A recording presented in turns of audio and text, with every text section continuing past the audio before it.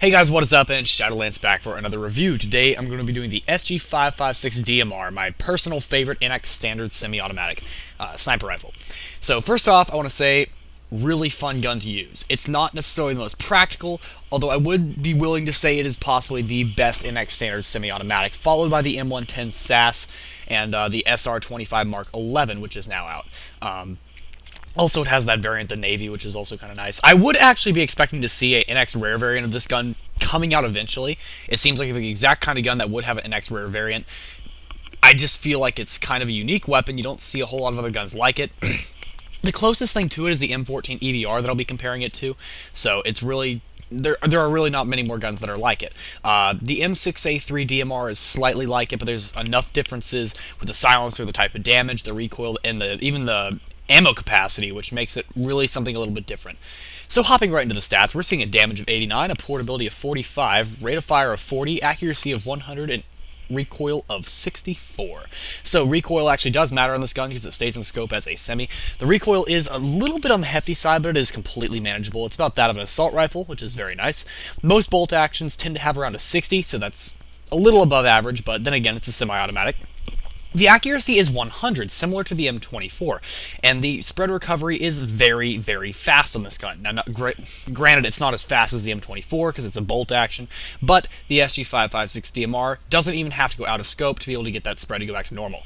The out of scope spread is just medium sized. It's not unbelievably small like the M6A3 DMR, but it is very, very nice. It's very, very easy to get no scopes outside of scope. That's what a no scope is.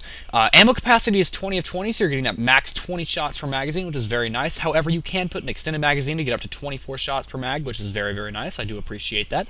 The reload is just average. However, the draw speed is incredibly quick on this gun. It's very, very fast. You should have no issue getting this gun out in time to kill someone. It is only a fully automatic weapon, so it's technically not semi-automatic, but most people consider this gun to be a semi. It is fully automatic, just like the M107. As far as the damage, 89 may seem a bit low compared to some other weapons, but 89 actually allows it to be a very consistent 2-shot kill. The M24, I do believe, has a damage of 90, which is only 1 point higher. However, this gun has a very fast fire rate of 40. You should be able to get shots out very, very quickly. It's not, obviously, as fast as the M6A3 DMR, but it is quite a quick firing gun. You should be able to get enough shots out where you can make the difference quick enough that it's actually a good gun. Portability of 45 is just a little bit above the average of 40, so we're looking at a slightly more portable than average sniper, which is good, especially for a semi.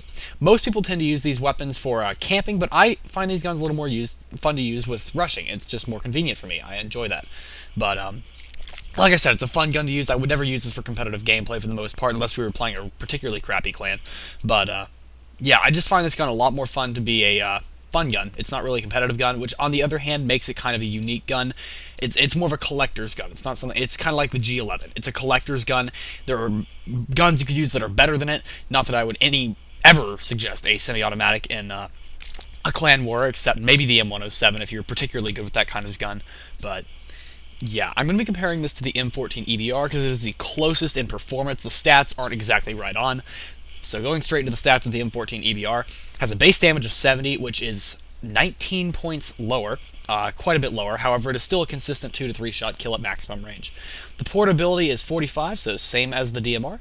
The rate of fire is 50, so a whopping 10 points higher than the DMR, the SG556 DMR. And it's, I do believe, similar to the M6A3. It might be a tiny bit slower. I haven't really ever used the M6A3. I actually have it in my inbox. I should do a review on that soon.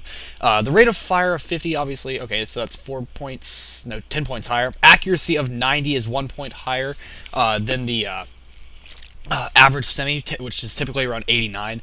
However, the SG556 DMR does have that accuracy of 100, which is very nice. So it's 10 points lower in that respect. But then again, it does have that fast rate of fire, so the accuracy is going to be affected.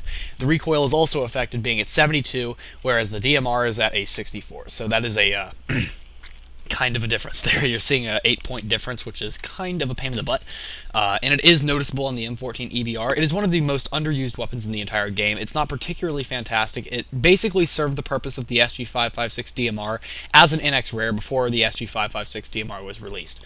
If you look at the body of the SG55, it definitely looks like the other SG55 series, the 6s, the Os, whatever you want to call them.